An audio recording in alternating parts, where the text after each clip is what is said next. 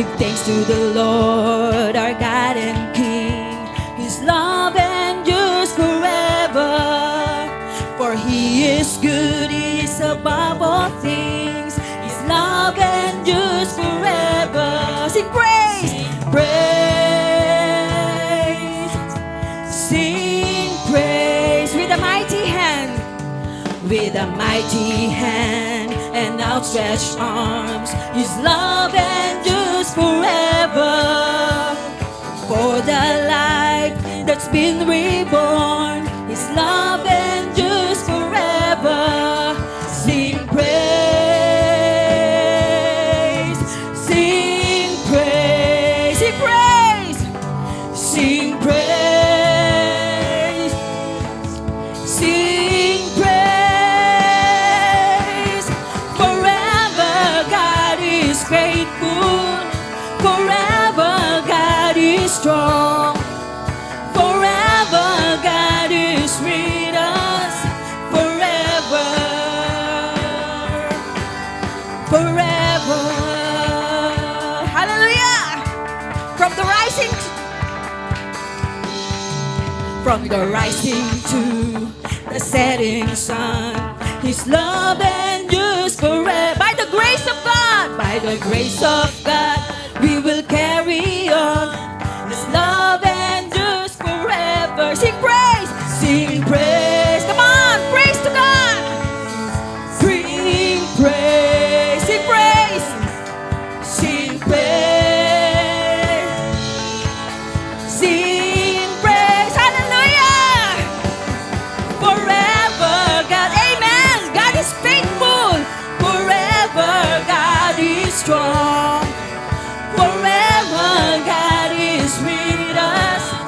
Forever, forever. From the rising to, hallelujah. From the rising to the setting sun, His love, amen, that God loves endure forever. The grace of God, we will carry on. His love endures forever. Sing praise, sing praise. Come on, sing praise, sing praise, sing praise, sing praise forever, forever. Amen. You are faithful, God. God is strong. Forever, God is with us. Forever.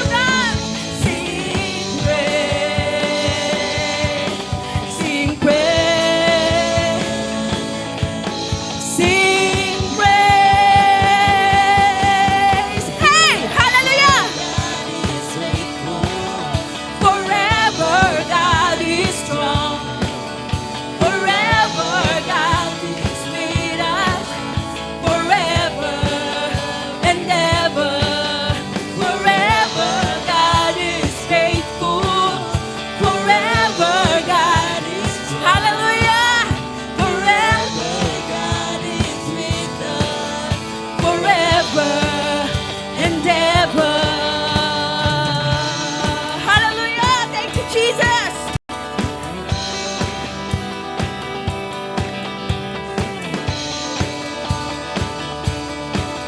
Great is your faithfulness, oh God. Hallelujah. Come on. Great is your faithfulness, oh God. You wrestle with a sinner's heart. You lead us by still waters into mercy. And nothing can keep us apart. So remember your people.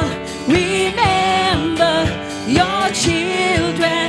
Remember your promise, oh God. Your grace is enough. Your grace is enough. Hallelujah. Your grace is enough, God. Your grace is enough for me. Oh, your grace is enough.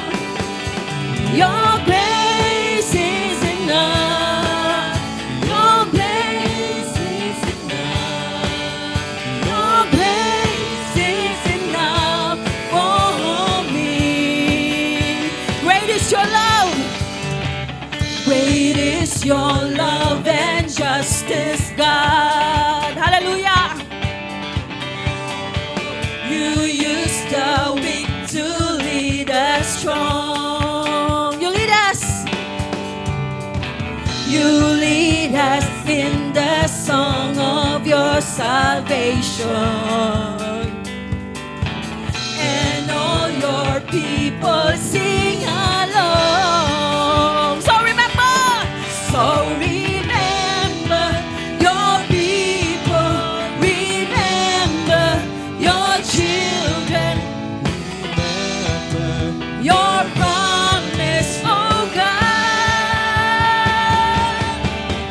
Your grace is enough. Your grace is enough. Your grace is enough for me. Your grace is enough. Your grace is enough. Your grace is enough for me. Come on, so remember your people. Remember your children. Remember your promise, oh God. So remember your people, Lord. So remember, hallelujah, your people. Remember your children. Remember your promise, oh God. Biyaya mo'y sapat. Biyaya mo'y sapat. Come on. Biyaya mo'y sapat. Biyaya mo'y sapat sa akin. Biyaya mo'y sapat. Biyaya mo'y sapat. Biyaya mo'y sapat. Biyaya mo'y sapat sa akin. Ikaw ay tapat. Ikaw ay tapat. Ikaw ay sapat. Ikaw ay sapat. Ikaw ay sapat sa amin. Your grace is enough. Your grace is enough. Your grace is enough. Your grace is enough for me. Your grace is enough. Your grace is enough. Heaven reaching down to us. Your grace is enough for me. For the last time, your grace is enough. Your grace is enough. I am covered by your love. Your grace, hallelujah. Thank you, Jesus! All for me.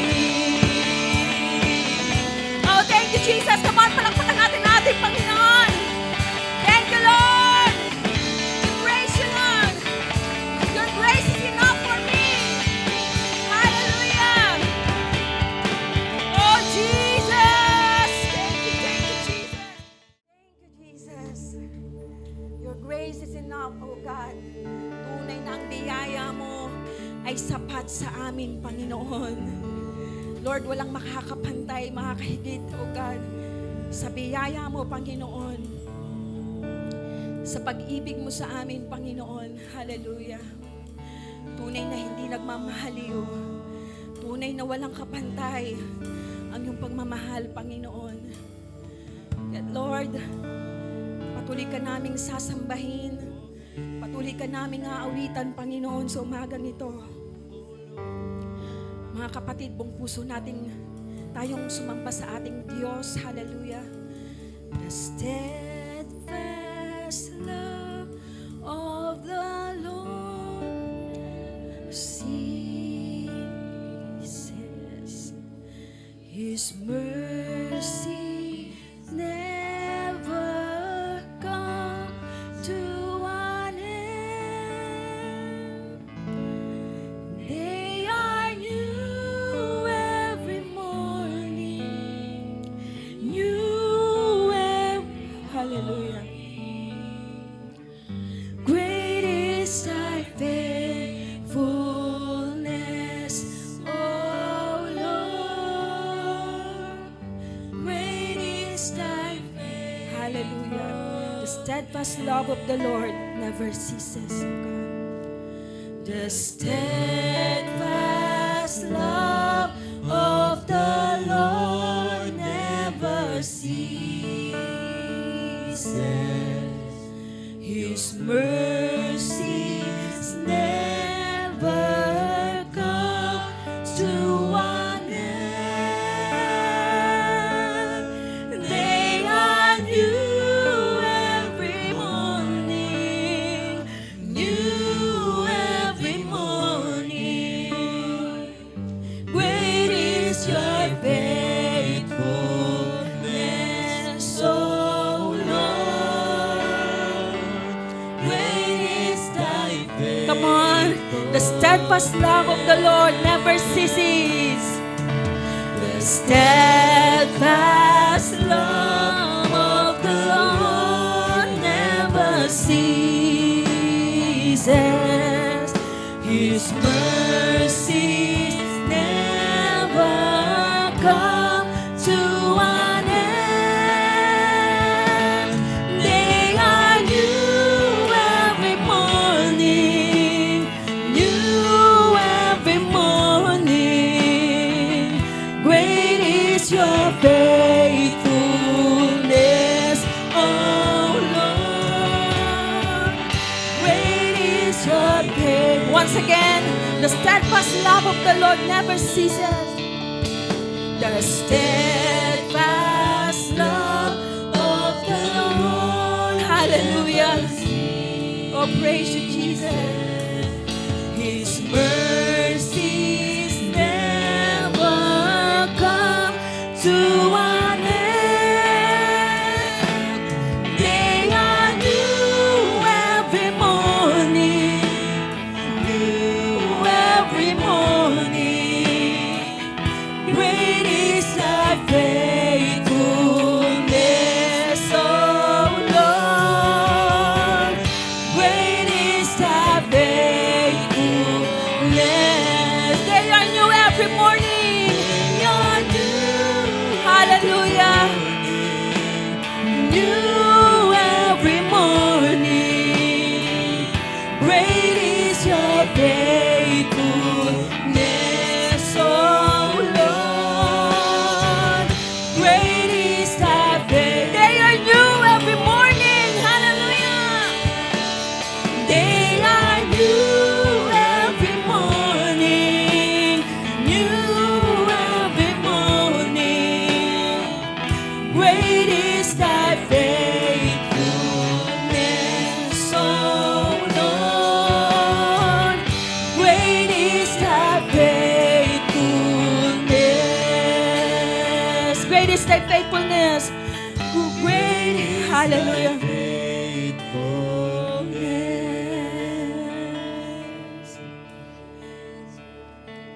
you, Jesus. Amazing grace, how sweet the sound that saved a wretch like me. I once was lost, but now I found. Was blind, but now I see. Amazing grace. Amazing grace, how sweet the sound that saved a wretch like me. I once was lost, but now I found. Was blind, but now I see. My chains are gone, I've been set free. My God, my Savior has ransomed me, and like a flood, His mercy reigns, unending love. Hallelujah. Amazing grace. Oh Lord Jesus, the Lord has promised. The Lord has promised good to me. His word my home secures. He will my shield and portion be, as long as life endures. My chains are gone, I've been set free. My God, my Savior has ransomed me, and like a flood, His mercy reigns, unending love. Amazing. Once again, the Lord has promised good to us. The Lord has promised good to me. His word my home secures. He will my shield and portion be, as long as life endures. My chains are gone, my chains are gone, I've been set free. My God, my Savior has ransomed me, and like a flood, His mercy reigns, unending love. Hallelujah. Amazing. Oh, my chains are gone. My chains are gone. I've been set free. My God, my Savior has ransomed me, and like a flood, hallelujah, His mercy reigns, unending love.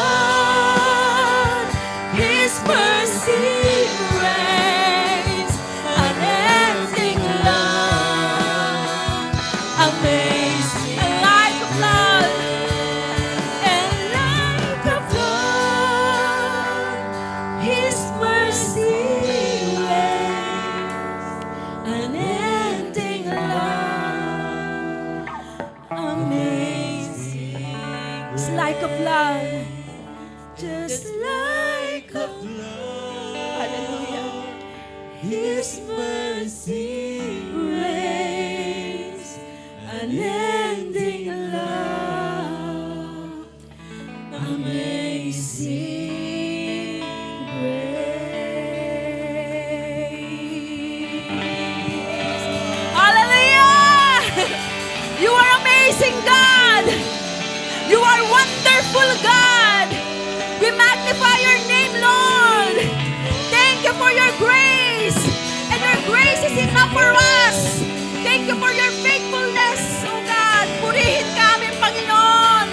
Luwalatin ang iyong dakilang pangalan. Hallelujah! Oh, Jesus! Shout of praise to God. We shout of praise to you, Almighty God. Hallelujah! Ayan, sige po, bago po tayo mag-start, let us pray. Muli po nating kausapin ng Diyos. Hallelujah. Father in heaven, maraming salamat po, Ama, sa araw na ito, Panginoon. Magandang umaga po sa inyo, Lord God. Salamat sa biyaya niyo po sa amin. Salamat po, Banal na Espiritu, sapagkat ikaw ay mahabagin, Lord God. Napakadalisay, Panginoon, ng presensya mo, Lord God.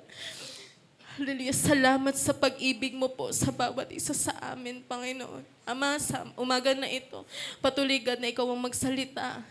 In behalf of me, Lord God, itago mo ako sa inyong likuran. Ikaw ang mahayag.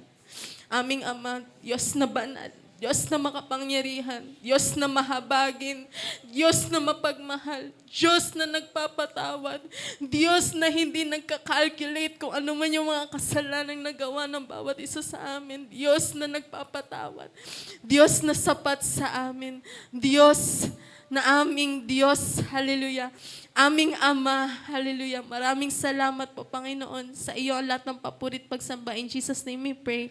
Amen and amen. And ang pag-uusapan natin sa umaga na ito is more of God's grace. Sabihin mo nga grace. Yung grace na naranasan mo yung grace. Sabihin mo nga ulit, grace. Amen. Di ba dapat joyful? Di ba dapat masaya kasi naranasan mo ang biyaya ng Diyos. Amen ba? Ang hirap naman ito. Ayan. So ang text po natin sa umaga na to is sa Luke chapter 15, verse 11 to 32.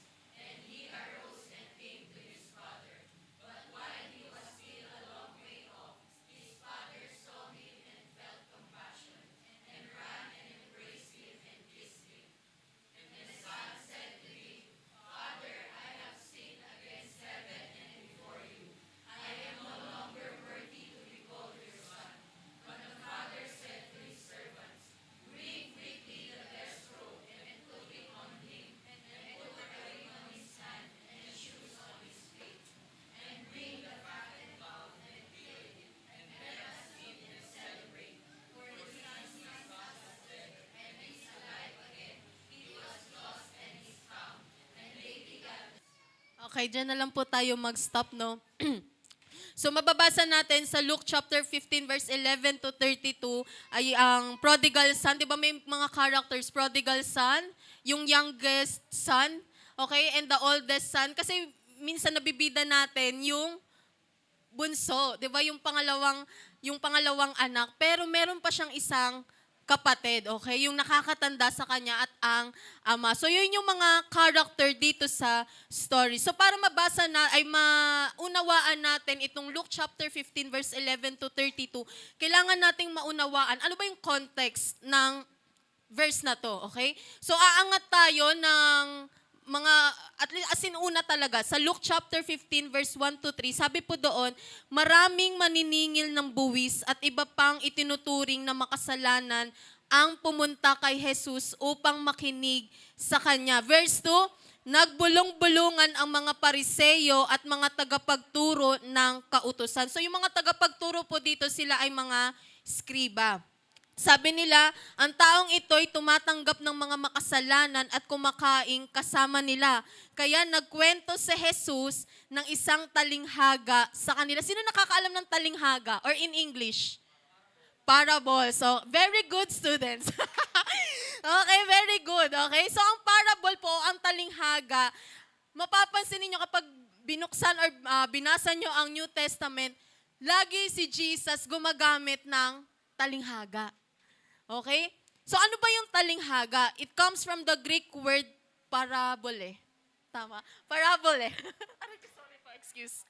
Okay, which means to throw or cast. Ibig sabihin po, to throw or cast alongside. Ibig sabihin, to throw, cast, ilagay alongside sa tabi. So meaning, okay, ang mga talinghaga po ni Jesus ay mga kwentong inilalagay sa tabi ng isang katotohanan para ihambing at maipaliwanag ang kahulugan nito. So masyado siyang malalim, tama ba?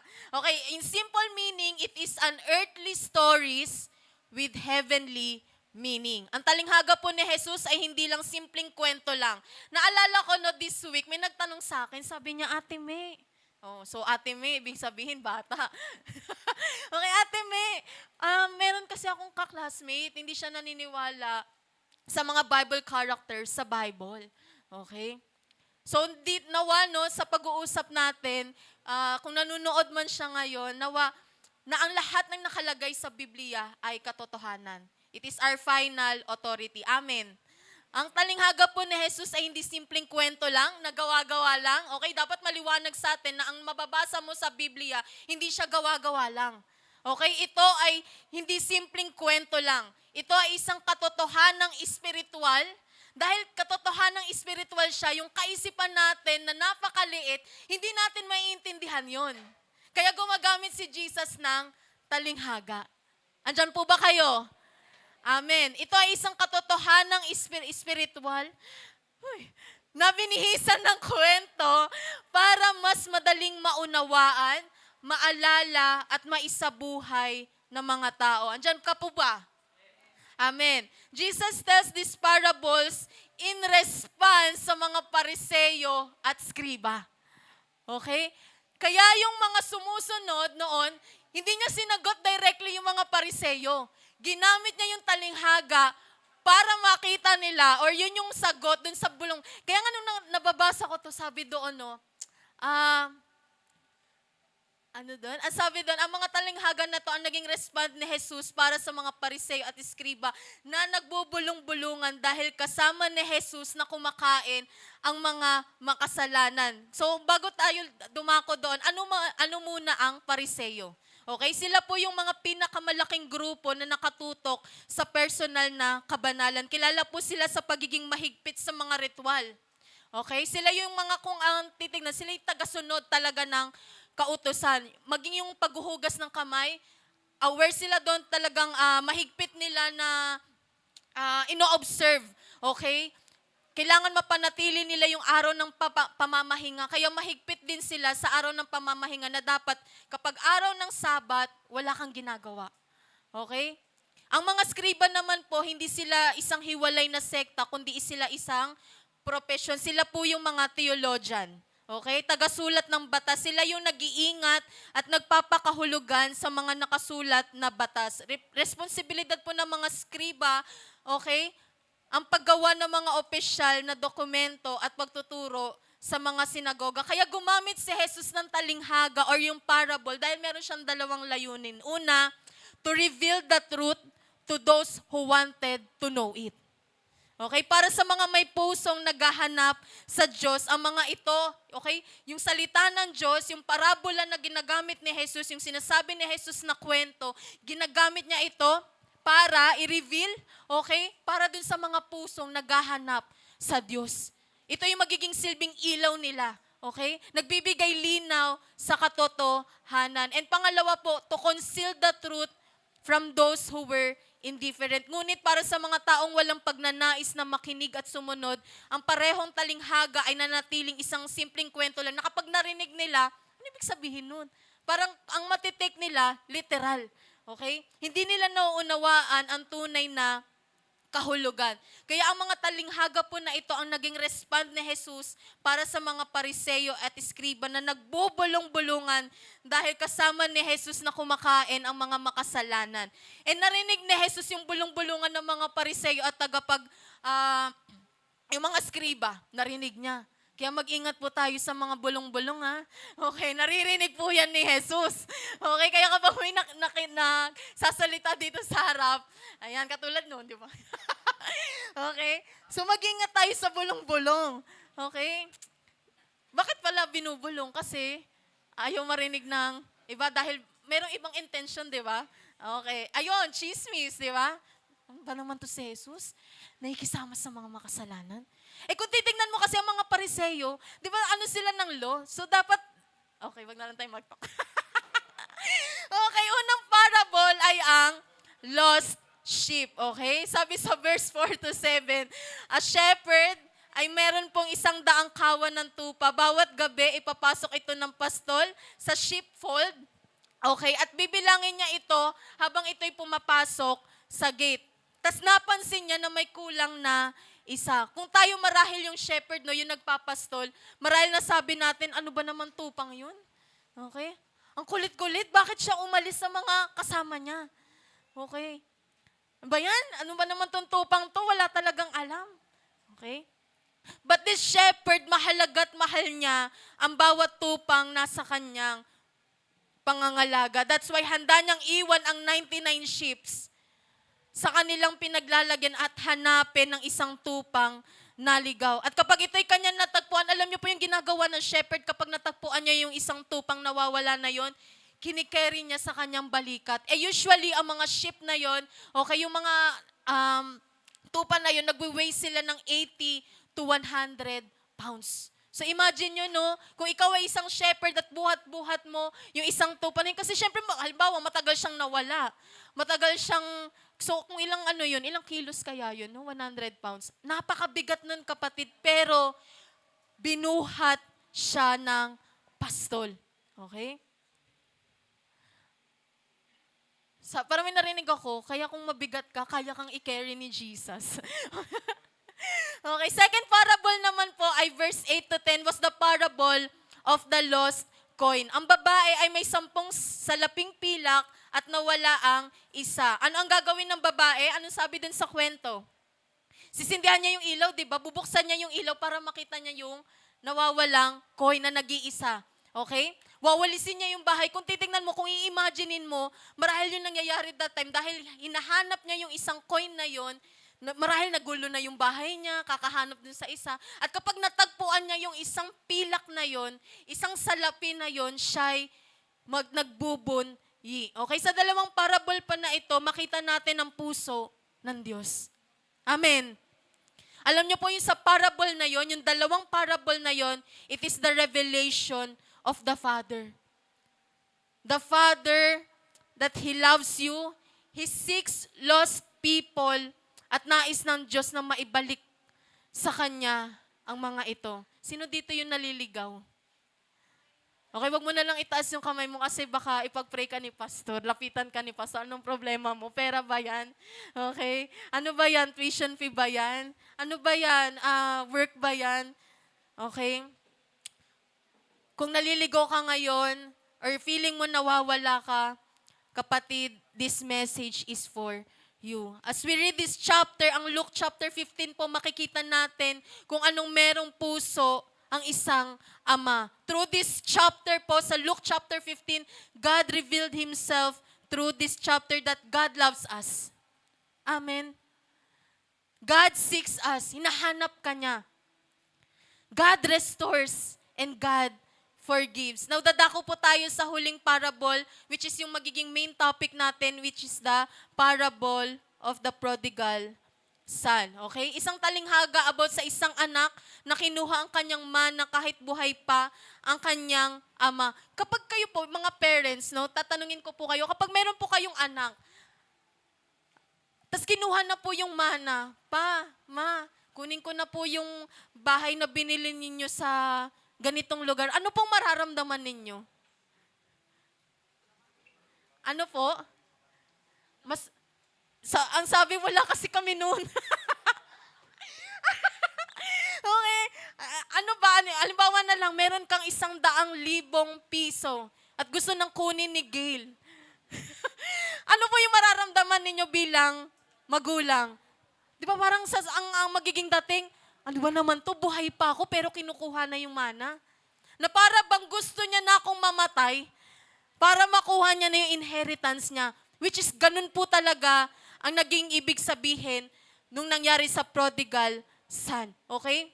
Hatiin po natin ito sa dalawang division. Isa po, ang una po ay rebellious son. Sabi sa Luke 15:12, and the younger of them said to his father, Father, give me the share of property that is coming to me, and he divided his property between them. Una pong makita natin sa kwento na to is the word give me. Okay, 2 words, give me. Sabihin mo nga, give me. Tignan natin yung unang sinabi ng anak sa, parang, alam mo yung sa parang kaya siya pumalakpak kasi yung give me money. Naalala ko yung reaction ng bata, okay? So, tignan natin yung unang sinabi ng anak sa kanyang tatay. Sabi doon, Father, give me the share of property. At alam niyo, makikita natin sa story na ibinigay naman ng Diyos yung kanyang parteng mana. Sa salitang, Father, give me, dito po nagsisimula ang kwento ng isang prodigal son. The moment na nagsimula yung me, nagsimula yung I want that, I want this, dun po pumapasok ang kalbaryo.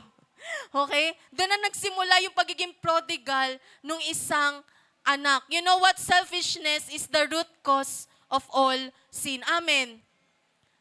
Na sinabi nung anak, sabi niya, gusto ko na po, give me my share, give me my mana, give me my inheritance. You know what po, ang sinasabi lang ng anak dito, wala akong pakialam kay tatay, wala akong pakialam sa kapatid ko, wala akong pakialam kahit kanino, ang gusto ko ay makuha ang gusto ko ngayon din.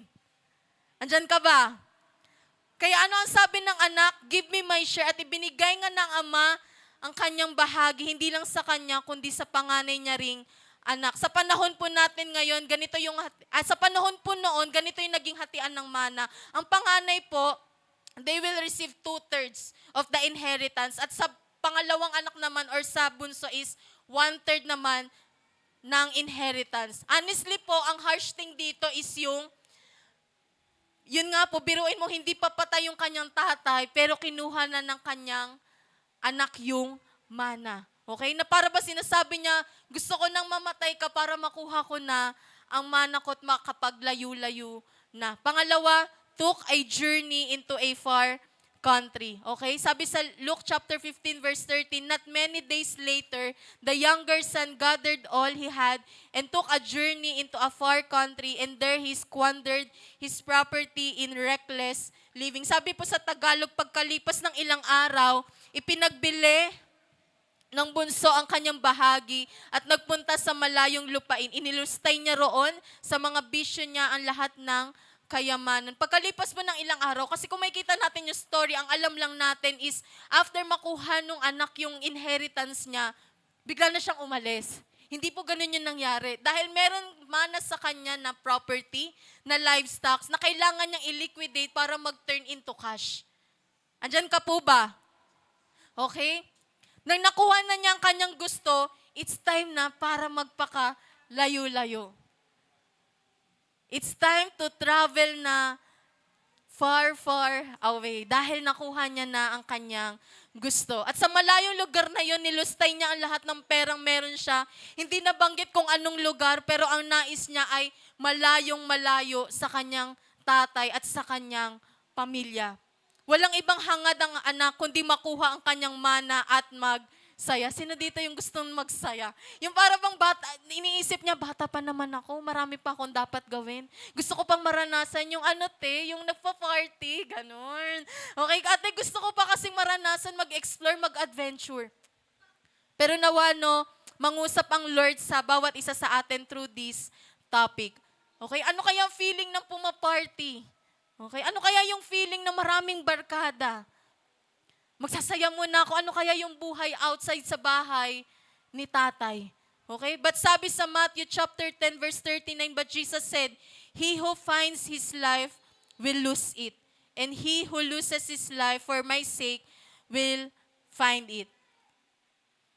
And sabi po sa Luke chapter 15 verse 14, "And when he had spent everything, a severe famine arose in that country, and he began to be in need." Pangatlo po is, he began to be in need. Nang marami pa siyang pera, marami rin siyang kaibigan, not until naubos yung meron siya, unti-unti niya nakita na wala na rin pala siyang kaibigan.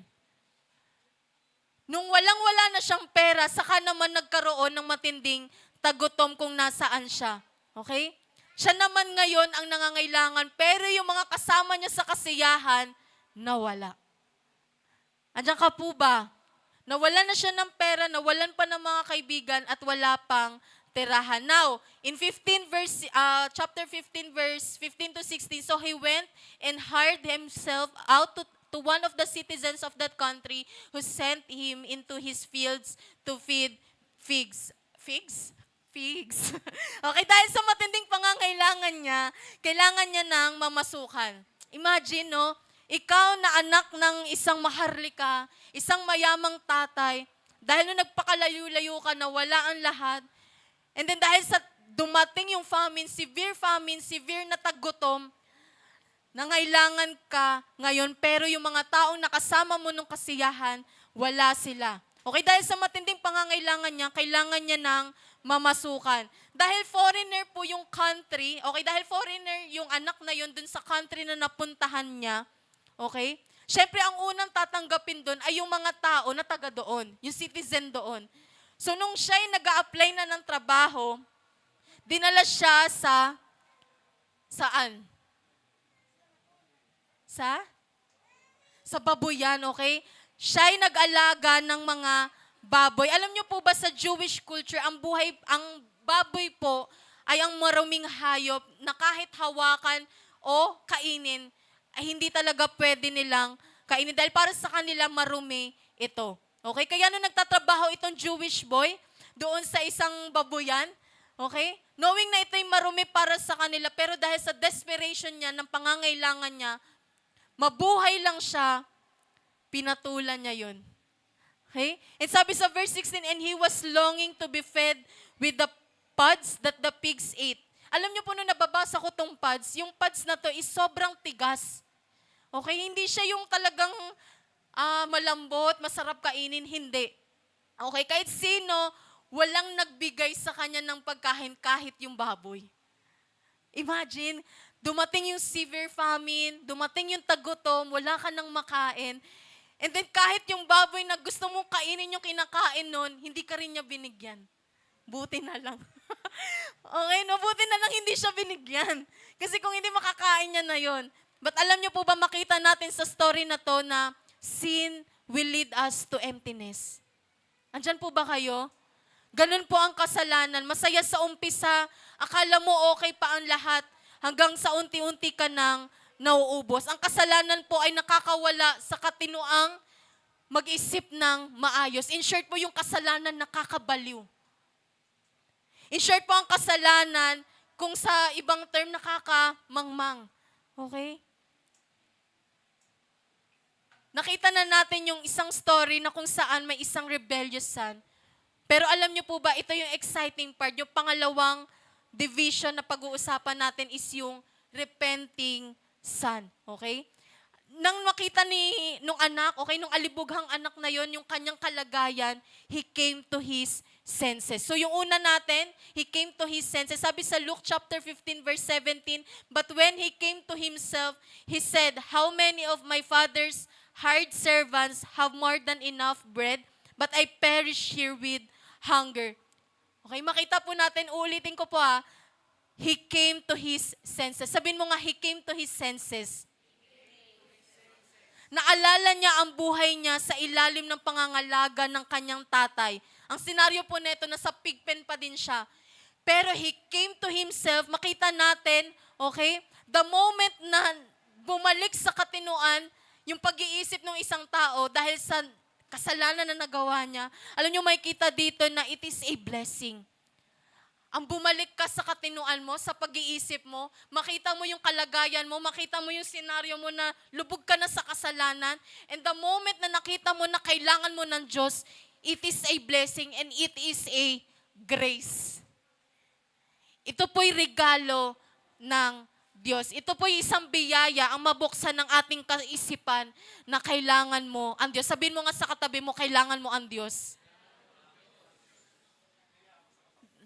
Diba ang ano dito, kilala tayong quote, every gising is a blessing. Pero alam niyo po ba, lalo na kung magising ka sa katotohanan at makita ang pangangailangan mo sa Diyos is also a blessing. Ang matauhan ka't magising sa katotohanan ay isang biyaya ng Diyos. Amen. Pangalawa, honest confession. Makita natin, no? Yung itong alibughang anak na ito, sabi sa Luke chapter 15 verse 19, I will arise and go to my father and I will say to him, Father, I have sinned against heaven and before you. I am no longer worthy to be called your son. Treat me as one of your hired servants. Alam niyo po, ito yung pinakamainam na dapat nating gawin. The best thing we can do is to admit, Father, I have sinned. Ama, nagkasala ako. Nagpakalayo-layo ako, nagkasala ako, hindi lang sa iyo, kundi sa Diyos.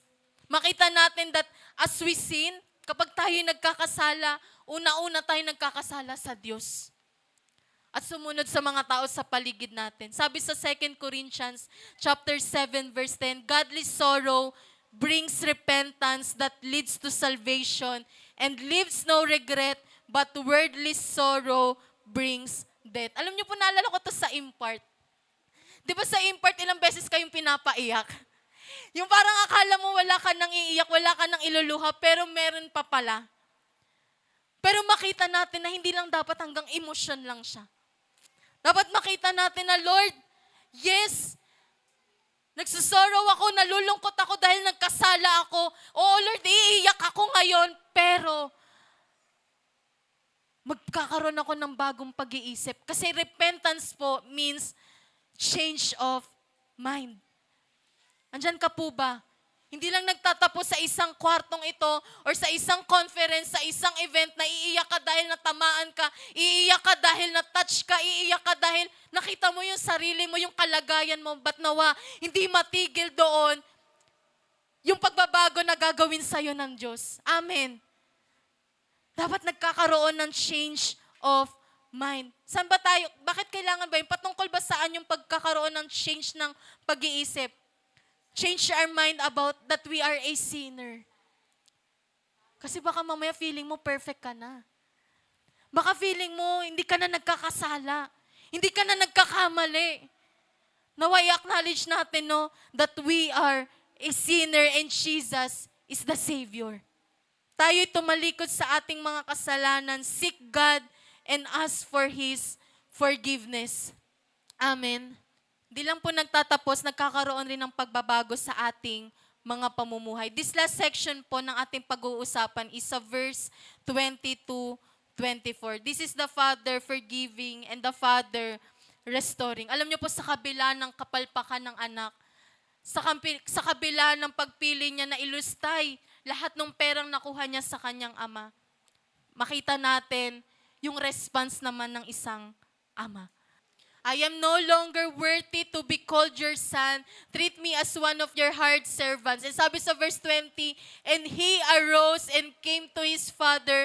But while he was still a long way off, his father saw him and felt compassion and ran and embraced him and kissed him. Amazing Father. Amen. Sa kabila ng mga pinagdaanan ng ginawa ng isang anak, sa kabila na gusto niyang lumayo, magpakalayo-layo sa kanyang ama, merong isang ama na naghihintay sa kanya. Andyan ka ba? Merong isang ama na naghahanap sa'yo. Merong isang ama na kino-compose mo na yung sasabihin mo sa kanya, pero hindi kanya pinatapos. Alam niyo, mababasa natin yan dyan. Ayan, and the son said to him, Father, I have sinned against heaven and before you. I am no longer worthy to be called your son. Pero kung titingnan mo, meron pa siyang sinasabi dyan. Na gusto niya, gawin mo na lang akong servant mo. Pero ang ginawa ng ama, but the father said to his servants, hindi niya na pinatapos. Andyan po ba kayo? But the father said to his servants, bring quickly, okay, sa kanyang mga alipin, the best robe and put it on him and put a ring on his hand and shoes on his feet. Ang ibig pong sabihin niyan, after nung anak, na i-admit na siya'y nagkasala sa kanyang ama, the Father restore him. Amen. Marami pong mga taong ligaw o nawawala. Kahit mismo nasa church na ang kaisipan ay, saka na ako babalik kapag maayos na ako. Kapag hindi na ako marumi, kapag okay na ako. Pero kung titignan po natin, kung sa ganang sarili at lakas o kaalaman natin, tayo'y mananangan, hindi natin kayang baguhin at lalong ayusin ang ating mga sarili. Amen. Mapapagod ka lang, that's why we need the grace of God. Alam niyo po ba yung grace? Yun yung title natin sa umaga na to eh. Okay? More of God's grace. Grace is unmerited or undeserved favor. The Bible repeatedly calls grace a gift. Sabi mo nga gift. Regalo. Makita natin na ang regalo ay hindi tulad po ng loan na binigay sa'yo in advance pero babayaran mo later on. Ang grace po ay hindi enjoy now, pay later. Ang grace po is a gift. Regalo, kaloob sa'yo ng Diyos. Meaning wala kang dapat bayaran. Amen. At ang regalo, libreng tatanggapin ng recipient. So kung ikaw yung recipient, libre mo itong matatanggap. Ngunit hindi ito libre sa nagbigay. It cost him something para lang maibigay sa'yo yung regalo na yan. Ano yung regalo na na-receive natin sa Lord? Buhay na walang hanggan. Salvation. Amen. Ang kaligtasang kaloob na ibinigay ng Diyos sa atin has a great cost. Great cost na buhay ni Jesus, ang kabayaran, matanggap lang natin ang buhay na walang hanggan.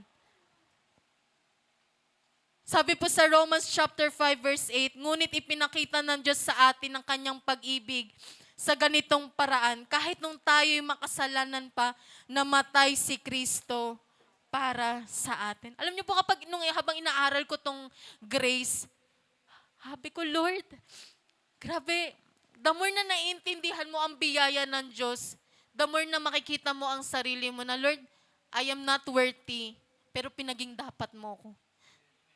Lord, hindi ako worthy na maghamit mo. Alam mo ang buhay ko, alam mo ang kahinaan ko, but still, you use me sa kingdom mo. Kaya nakakaano nung time na, sharing of my testimony. Alam niyo po bang 7 years akong nawala?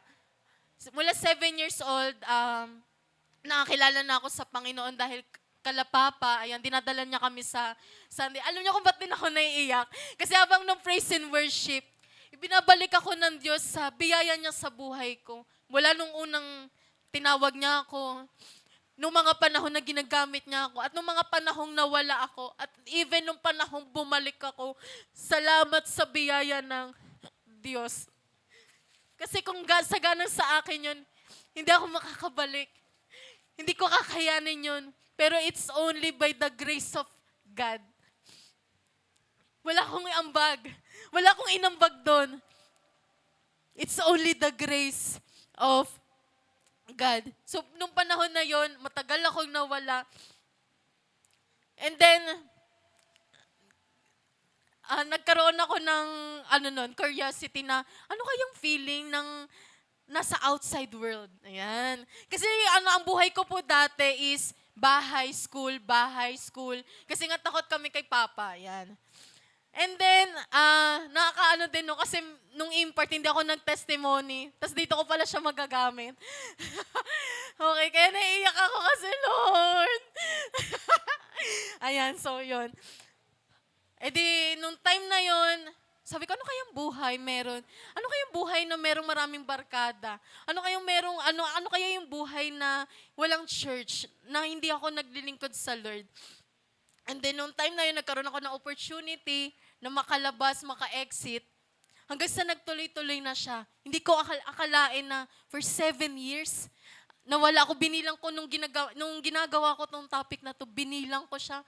From 2018, simula nung naging 18 years old ako, si Beshi, nagano talaga walwal. Okay, nung 18 years old, talagang nawala na siya. Di ba? Parang kasi nabinyagan na, dalaga ka na, okay, it's time to na. Pero alam niyo po, nung mga panahon na yon, sa una, nandun pala yung kaba. Okay, sa una, dahil nawala ka sa protection, parang nawala ka sa dapat mong kalalagyan nung umalis ka, andun yung kaba. Pero later on, ang kasalanan pala, sa unang kakabahan ka pa. Pero kapag hindi mo pinakinggan yung conscience, yung conviction ni Holy Spirit, hanggang sa mamamanhid na yung puso mo, yung, hindi, normal na to, okay na to, kaya na to.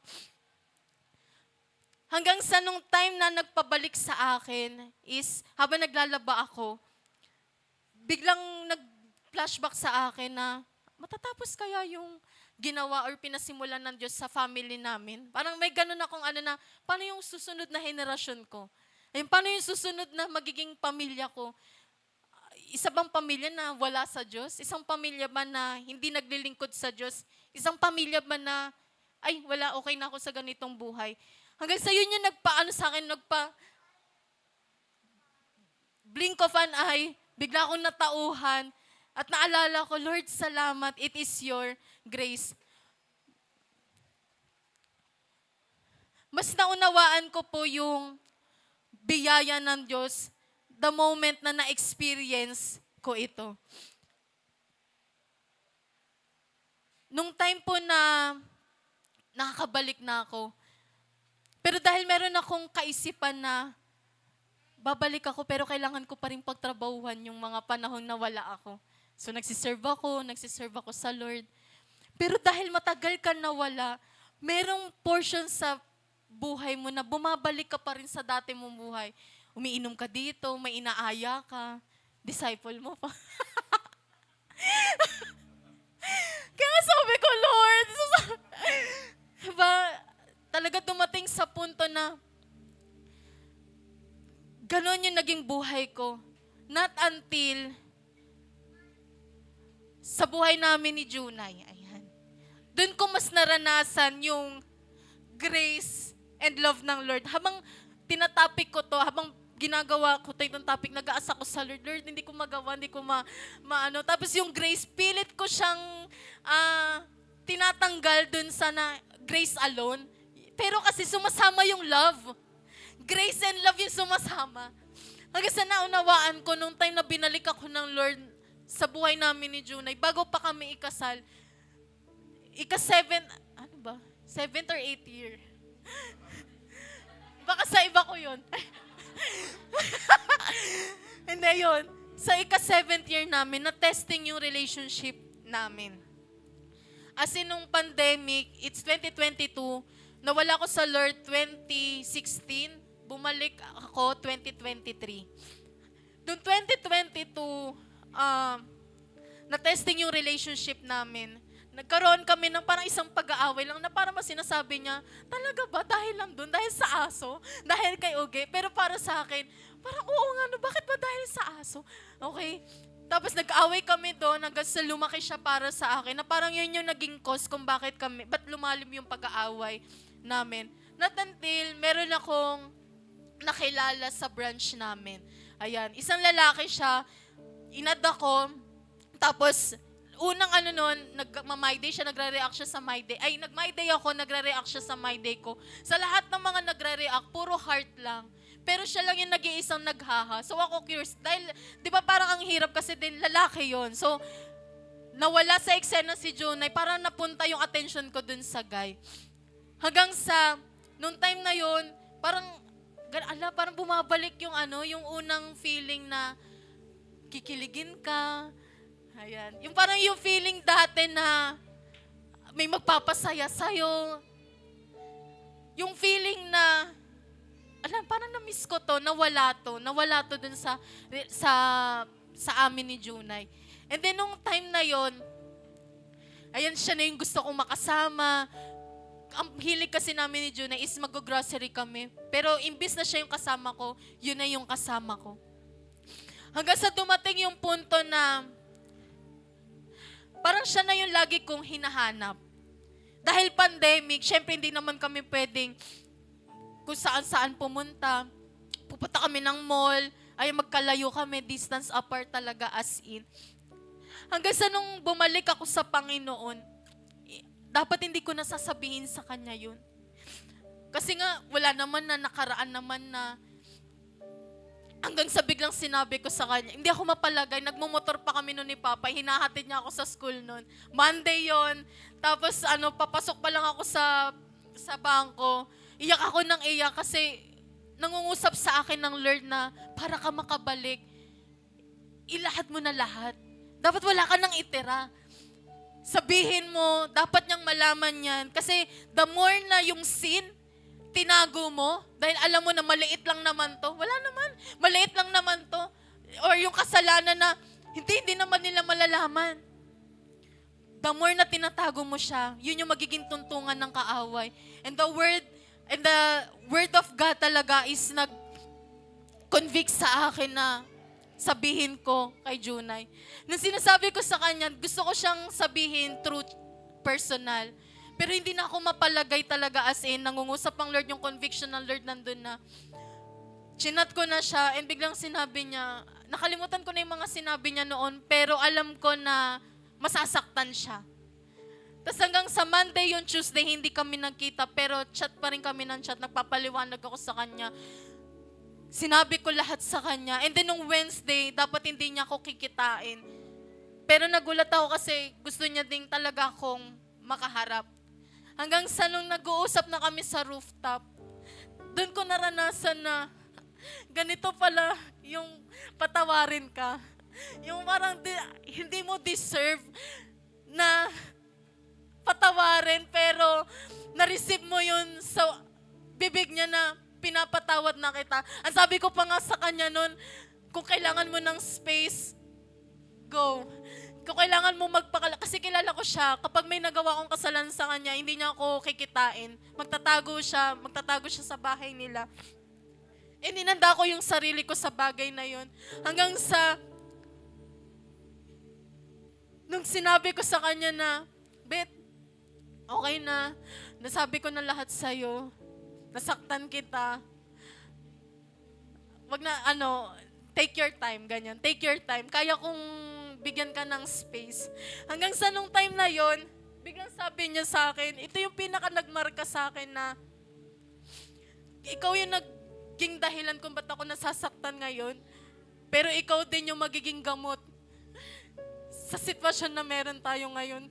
Kaya nung time na yon, nagpapasalamat ako sa Lord kasi ito pala yung totoong forgiveness na naranasan ko sa Ama noon na nung bumalik ako, yes, nagrepent ako sa Lord, Ama, nagkasala ako sa'yo, nagpakalayo-layo ako sa'yo, matagal na panahon na hindi kita pinapansin, yung mga word mo, nire-reject ko, yung buhay ko, hindi ko pinapagamit sa inyo.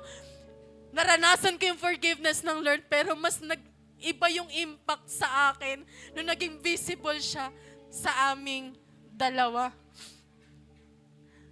Kaya kanina nung habang nagwo-worship, naalala ko yung bagay na yun na, Lord, kung papaano ko naranasan sa asawa ko yung ganong pagpapatawad, how much more yung pagpapatawad mo sa amin? How much more yung grace mo, yung mercy mo? How much more yung pasensya mo sa amin na paulit-ulit kami nagkakasala sa kanya nga isang beses pa lang.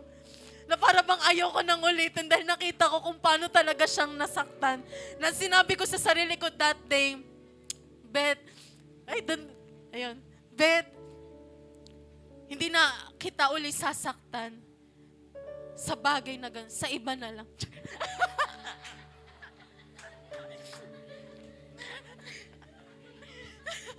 Hindi ko na siya sasaktan.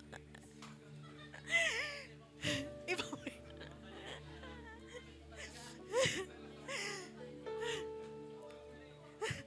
Pero yun nga po, talagang inamin ko sa kanya and nag-confess ako na this time, ayoko kitang saktan, ayoko kitang makitang nasasaktan ng ganyan. Kasi parang pangalawang beses ko na siyang, uy, ang ganda mo, te. napaiyak. Pero yung pangalawa na to, sabi ko, Lord, yung una, yun. Kaya sabi ko, Panginoon, salamat sapagkat naranasan ko yung pinakaibig sabihin ng forgiveness. Kaya doon ko na come up na, doon, yung alam mo yung revelation na, yung love, yung greatest form of love, hindi yung word na maririnig mo, I love you. Hindi. Kundi, I forgive you. Yun ang pinakamasarap na marireceive mo sa taong nagmamahal sa inyo. Anak, I forgive you. Kahit gaano ka pa nagpakalayo-layo, nawala sa akin, paulit-ulit. But, God wants to tell us na, anak, I forgive you. Dahil mahal kita. Bago po tayo mag-end, basahin ko po ito. The Word, sabi sa John chapter 1 verse 14, the Word became flesh and made His dwelling among us. We have seen His glory, the glory of the one and only Son, who came from the Father, full of grace and truth. Kung makikita natin, lagi nating naririnig, salamat sa biyaya. Dahil sa biyaya lang ng Diyos, nagiging ano ba kayo na, ano ba talaga ang pinakaibig sabihin ng grace? But this one, ito po yung pinakakahulugan ng grace. The Word became flesh. Yung salita ay naging tao and dwelled among us. We have seen His glory. Nakita nila dyan yung glory ng Diyos. The glory of the one and only Son who came from the Father, full of grace and truth. Ang pinag-uusapan natin kanina, the grace, yung grace na tinutukoy natin ay nakay Jesus.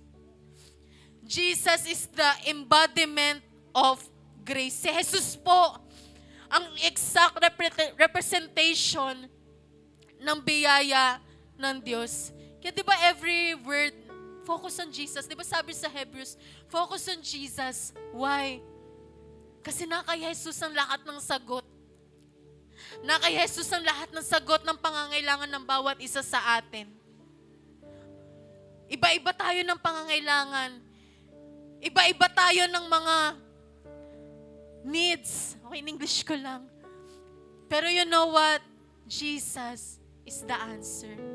Jesus is full of grace and truth. Kaya kapatid, wag nawa mawaglit ang paningin mo kay Jesus. The moment na out of focus ka, madidistract ka.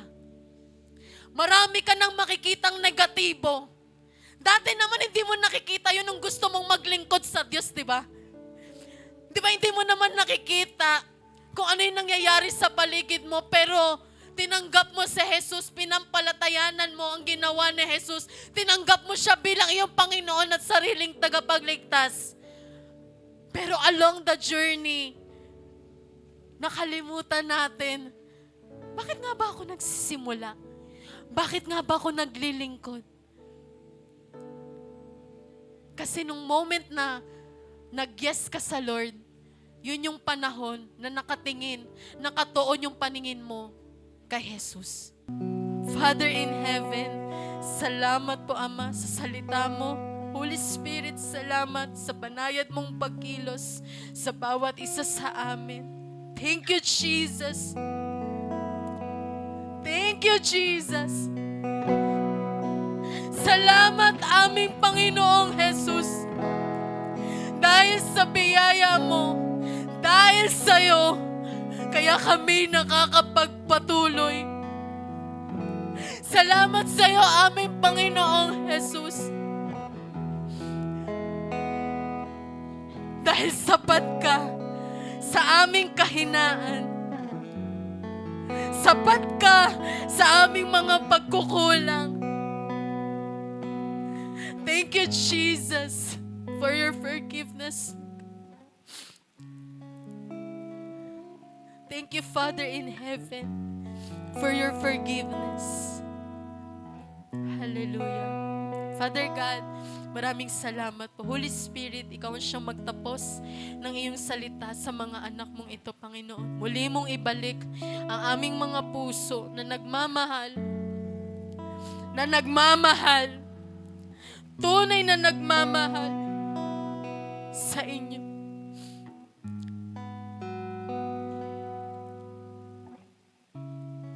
Hallelujah. Thank you, Jesus. Thank you, Holy Spirit. Thank you, Father in heaven. This is our prayer in Jesus' name. Amen and amen. Sabi sa Korinto, pangalawang Korinto, 9:7, ang bawat isa ay dapat magbigay ayon sa sariling pasya, maluwag sa loob at di napipilitan lamang, sapagkat iniibig ng Diyos ang kusang nagbibigay ng may kagalakan. Ayan. Every time na nagbibigay ako kay Lord, pinapaalala niya sa akin na siya yung una. Ano man ang meron sa akin, ito yung kaloob lamang niya. Oo, maraming gastos, marami ang hirap ng buhay. Kung tutuusin, kung ifo-focus lang natin sa wallet natin, talagang hindi natin kakayanan makapagbigay. Pero sabi nga, focus in God. At yun yung lagi kong nire-remind sa sarili ko na every time nagbibigay ako, marami akong pangangailangan, pwede ba wag na lang? Pero lagi kong gusto ding i-challenge yung sarili ko na kung ano ang meron ako ngayon, hindi dahil sa lakas na meron ako, dahil kung ano man yung trabaho ko, trabaho ng asawa ko, pwedeng tanggalin yun ng Diyos. Pero yung grace niya sa buhay natin ay mananatili. Kaya nawa tayo ay magbigay ng may kagalakan sa puso, hindi napipilitan, sapagkat ang Diyos natin ay buhay, Diyos makapangyarihan, at Diyos na nakakaalam ng ating pangangailangan. May mga prayer tayo na hindi pa natatanggap kasi meron sariling time si Lord. Ibibigay niya yon, at ang timing ni Lord ay laging tama, hindi yung timing natin. Kaya ini-encourage ko po ang bawat isa. Ako po ay isang patunay. Ang buhay namin na unti-unti ay pinapanagana ng Diyos. Hindi kami pinapabayaan ng Diyos. Kaya patuloy akong magbibigay, hindi lang finances, kung hindi time, effort, at makikita natin yon na lahat ng gusto ng Lord na sinasabi niya sa Bible, hindi para siya ang mag-benefits, kung hindi para sa atin. Kaya ihanda na natin ang ating mga kaloob at ipag-pray. Yes, so God, Lord, maraming salamat una sa mga salitang ipinahayag mo sa amin. God, hindi lang ito, Panginoon, sa tenga namin, O God, kung hindi maisabuhay namin, O God, to focus on you, that your grace is enough for us every day. Lord, salamat sa kakayahang maibalik sa iyo, Panginoon, ang nararapat, Panginoon. Lord, kilala mo kami. Alam mo kung ano yung laman ng puso at isipan namin. Kung meron man kaming pag-aalinlangan, patawarin mo kami, Panginoon. Dinisin mo yung puso namin. Lord, gusto naming maging mabangong samyo ang aming buhay sa iyo, O God. Hindi lang pagbibigay sa finances namin, kung hindi yung buong pagkatao. na gusto mo para sa amin. Lord, salamat kasi we belong to this church, oh God. Mahal mo ang church na ito, Panginoon.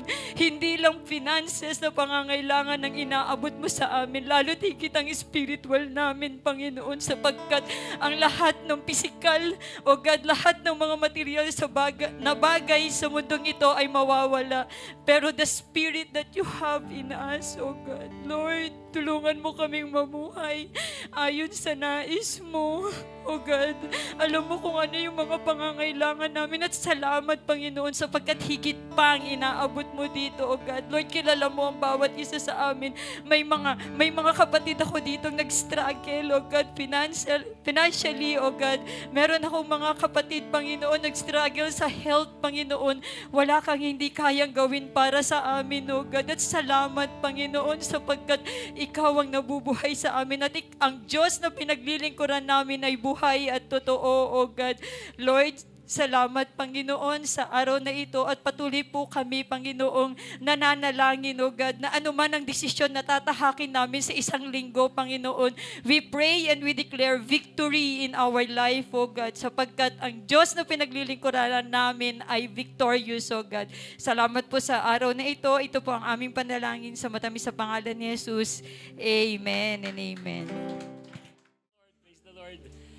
Sagana yung biyaya ng Lord. Amen po ba? Sabi po ng 2 Corinthians 12:9, sinasabi sa bawat isa sa atin. And He said unto us, my grace is sufficient for thee, for my strength is made perfect in weakness. Amen, amen ba? Sa mga panahon na tayo ay halos suko na, yun yung talaga yung mga pagkakataon na talaga mas ma-appreciate natin yung biyaya ng Lord eh. Kasi pagka medyo sumisinghap-singhap pa, parang ang ano natin ay kaya pa, may pag-asa pa tayo, magagawa pa natin. Tingnan natin yung sabi na, no? Please nga paki-flash natin yung Romans 11 verse 6. Kasi para mas maintindihan natin yung grace. No? Kasi pag sinabi talagang grace, wala kang effort, wala kang bahagi. Tama yung term ni Pastora ni Melay Sabi niya, walang ambag. Yun yung grace ng Lord walang ambag Dito sa Romans 11:6 sabi niya, if by grace, then it is no longer by works. Sabi niya, kung yan ay grace, hindi yan gawa. Hindi mo yan ginawa. Hindi yan it is no longer by works. If it were grace, would no longer be grace. Ito po yung gusto na sabihin nun Walang konting patak ng grace kapag ka ito ay may gawa. Walang grace doon. But the moment na ito ay pure grace, ibig sabihin walang kahit patak na work. Nag-gets mo ba yan? Walang kahit na konting ambag ng gawa. Yun ay pure grace. Talagang trabaho lang ng biyaya ng Lord. Talagang trabaho lang ng banal na Espiritu. Hello? Bakit ka nakakapagpatuloy? Kasi ay nagpe-pray ka? Hindi. Kaya ka nakakapagpatuloy because of God's grace. Lahat talaga biyaya ng Diyos. At the moment na naintindihan talaga natin, ang lahat pala ay biyaya ng Panginoon. Alam niyo po, talagang masasabi na lang lahat natin lagi, salamat. Mapapakanta ka talaga. Amen po ba? Mapapakanta ka talaga sa Panginoon. Maibibigay mo talaga ang lahat ng pwede mong ibigay sa Panginoon. Mapapalingkod ka talaga. Maglilingkod ka talaga sa Lord. Sapagkat yung sabi mo sa Panginoon na, Lord, salamat, hindi enough. The moment na naintindihan talaga natin, the moment na na-appreciate talaga natin yung grace ng Panginoon. Hello? Ay, nakakatugtog ako. Salamat. Ay, nagagawa ko ito. Salamat. Grace ng Panginoon. Nakakapag-preach, grace ng Lord. Yung makapunta ng church, grace ng Lord. Hello? Hindi nga natin kaya Kung tayo lang talaga masusunod, yung laman lang natin na masusunod, magigana lang tayo, pahinga na lang tayo, tulog na lang tayo, kain na lang tayo. Mag-church, ano ba mapapala natin dyan? Pero grace ng Lord, kung bakit nakakapagpatuloy tayo. Amen po ba? Ngayon, doon sa mga hindi naman, doon sa mga pagkakataon naman na dumadanas naman talaga sila ng hindi makapag-church, hindi makapaglingkod sa Panginoon, biyaya na nakakapagpatuloy pa rin, hindi po natin sila dapat na-questionin. Sapagkat may andun pa rin yung tamang panahon, yung biyaya ng Lord ay dadaloy sa kanilang mga buhay sa tamang panahon. Amen po ba? 7 years ay napakahabang taon. Hindi mo na iisiping babalik ka pa sa Panginoon. Pero sapat ang biyaya ng Diyos. Sa panahon ng kahinaan, tandaan po natin, sapat ang biyaya ng Panginoon. Tayo po tayong lahat. Hallelujah. Ang Diyos ay sagana sa biyaya. Amen po ba? Ikaw ay bunga ng biyaya ng Diyos. Hello. Ako ay bunga ng biyaya ng Diyos. Ang church, bakit nagpapatuloy? Dahil sa masaganang biyaya ng Lord. Ang iyong pamilya, bakit maayos ang kalagayan? Dahil sa masaganang biyaya ng Diyos. Come on, close your eyes. Pasalamatan natin ng Panginoon. Napakaraming bagay ang dapat ipagpasalamat natin sa Lord. Nakakapagpatuloy ka, Panginoon, salamat dahil sa biyaya mo, O Lord God. Nakakapaglingkod, salamat, O Diyos, dahil sa biyaya mo, O Lord God. Payapa ang tahanan, maayos ang tahanan. Nakakapag-aral kayo, mga kabataan, hindi dahil sa trabaho, negosyo ng inyong mga magulang. Dahil yan sa biyaya ng Panginoon. Mga parents, meron kayong trabaho. May pumapasok na income dahil yan sa biyaya ng Panginoon. Napakabuti ng Diyos. Sagana ang kanyang biyaya. Maayos ang kalusugan. Biyaya ng Panginoon. Ang lahat ng yan. Ang lahat ng yan. Ang lahat ng yan ay masaganang biyaya ng Lord. May promotion, biyaya ng Panginoon. Hallelujah, Lord God. Kay buti-buti mo aming Diyos, aming Ama. Hallelujah. Kay buti-buti mo sa aming mga buhay, O Lord God. Marami pong salamat, Panginoon. Hallelujah, Jesus, O Lord God. Wala kang katulad, Panginoon, ang iyong masaganang biyaya sa buhay ng bawat isa sa amin, O Lord God. Oh, Father in heaven. Hallelujah. Sabi mo, kay buti-buti mo, Lord God. Hallelujah. Ng oras, sa bawat araw, ika'y laging tapat kong magmahal. Ang iyong kaawa ay magbawalang hanggan. Kay buti-buti mo, kay buti-buti mo, Panginoon. Sa lahat ng oras, sa bawat araw, ika'y laging tapat kong magmahal. Ang iyong kaawa ay magbawalang hanggan. Pinupuri, sinasamba kita, dakilang Diyos at Panginoon. Tunay ngang ika'y walang katulad, tunay ngang ika'y di nagbabago. Mabuti ang Diyos na sa akin ay nagmamahal. Kay buti-buti mo, Panginoon. Salamat po sa iyong kabutihan, Ama. Sa lahat ng oras, sa bawat araw, ika'y laging tapat kong magmahal. Ang iyong kaawa ay magbawalang hanggan. Pinupuri, sinasamba kita, dakilang Diyos at Panginoon. Tunay ngang ika'y walang katulad, tunay ngang ika'y di nagbabago. Mabuti ang Diyos na sa akin ay nagmamahal.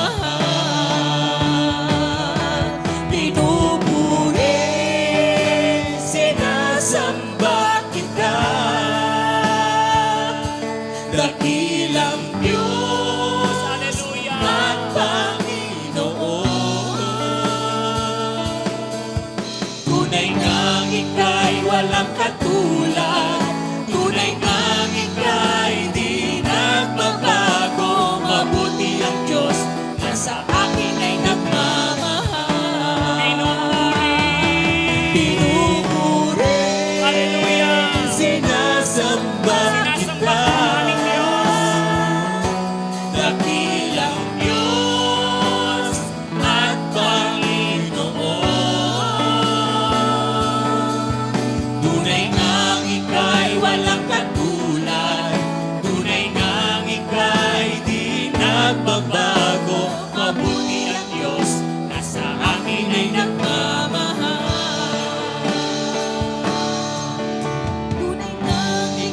walang katulad. Tunay ngang ika'y di nagbabago.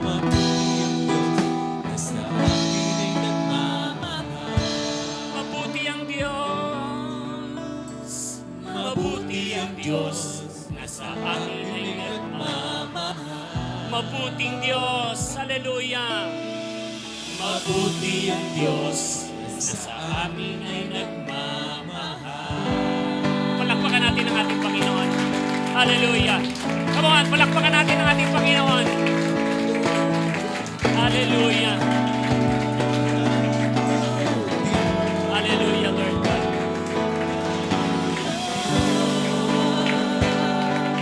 Hallelujah. Salamat sa iyo, masaganang biyaya. Salamat sa iyo, masaganang biyaya. Salamat po sa iyo, masaganang biyaya, O Lord God. Hallelujah. Father in heaven, salamat po sa iyo, masaganang biyaya. Holy Spirit, salamat po sa iyong masaganang biyaya. Sa pangalan po ng aming Panginoong Jesus. Dakilang Diyos, papuri sa iyong banal na pangalan, O Lord God. Salamat sa pangalingkod mo na pinangunahan, O Lord God, ang pagsambang ito, Panginoon. Kami dinala sa dakong kabanal-banalan, O Lord God, ang masaganang biyaya at pagpapala mo sa bawat lingkod na ginamit mo ay aming pong dalangin, Panginoon. Patuloy na ikaw ay maitaas, maluwalhati at mabigyan ng papuri, O Lord God, sa kanila pong mga buhay, Panginoon. Ang aming patuloy na samo at dalangin, O Lord God. Father in heaven, itinataas po namin sa iyo ang bawat panalangin, O Lord God, na laman ng aming mga puso.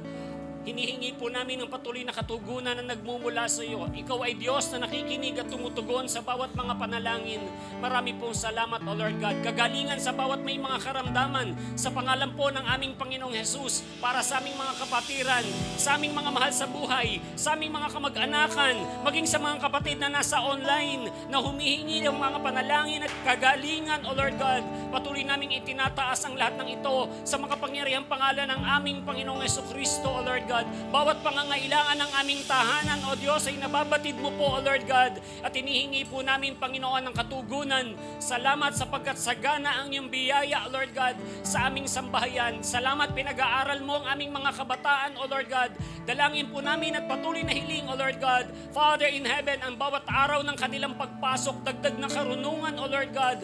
Ang aming patuloy na hiling, ang aming patuloy na panalangin, O Lord God, maging sa bawat mga kapatid na nagtatrabaho, aming Diyos, ang iyong pagsama, ang iyong pag-iingat, ang kalakasan, O Lord God, at kagalakan, Panginoon, na sila'y gumagawa, Panginoon, O Lord God, hallelujah. Hindi lamang para sa kanilang pangangailangan sa pang-araw-araw, kung hindi ito'y maging paglilingkod na magbibigay sa iyo ng kaluwalhatian, O Lord God, ang aming patuloy na panalangin na maging laman ng aming mga puso at isipan, O Diyos. Father in heaven, maging ang kabuuan ng iyong church and the Lord our righteousness, sama-sama naming itinataas at dinadalangin, O Lord God, ang bawat local church, ang bawat pastors, leaders, workers, ang TLOR family, O Lord God, sa iyo po ay aming inilalapit, dakilang Diyos. Dalhin mo kami sa patuloy na paglago, mas makilala ka pa bilang Hari at Panginoon ng aming mga buhay. Kami ay lumakad, O Lord God, ayon sa iyong mga salita, mamuhay na may kabanalan para sa iyong kalwalhatian, O Lord God. At dalangin din po namin at patuloy na hinihiling sa mga kapatid naming dumadaan sa mga mahihirap na pagsubok, O Lord God. Samahan mo po at patuloy kami na nanalangin, ilalampas mo ang bawat isa, O Lord God, na may katagumpayan sa pangalan ni Kristo Jesus, O Lord. Sa mga kapatid na hindi po namin nakasama sumamba sa araw pong ito, dalangin namin at hiling ang iyong patnubay, gabay at pag-iingat, maging sa mga kapatiran, mahal sa buhay na nasa malalayong lugar, probinsya man, iba't ibang mga bansa. Salamat sa patnubay, gabay at pag-iingat mo nga po, O Lord God. Salamat sapagkat sa iyong mapagpalang mga kamay, O aming Diyos, nasa maayos silang kalagayan, O Lord God, dahil sa iyong masaganang biyaya at kabutihan, pag-ibig, O Lord God, sa bawat isa, Panginoon. Salamat po, dakilang Ama. Idinadalangin din po namin sa iyo ang aming minamahal na bansa, O Lord God. Salamat sapagkat hindi mo pababayaan ng bansang Pilipinas, and we continue to declare that Jesus is Lord over our country, the Philippines, O Lord God. Sa iyo ang lahat ng kapurihan, ang lahat ng kalwalhatian, pasasalamat at pagsamba ay tanging para sa iyo lamang, sa makapangyarihang pangalan ng aming Panginoong Jesus. Mga kapatid, tanggapin natin ang masaganang biyaya at pagpapala na nagmumula sa ating Amang Diyos, ang patuloy na gabay at pagpisa ng Banal na Espiritu Santo. Humayo tayong taglay ang pag-ibig ni Kristo, ang kapayapaan, ang kasaganahan, ang kalusugan at kagalakan. Sa pangalan ni Jesus, ang lahat ay magsabi ng Amen and amen. To God be the glory. Praise God. God bless everyone.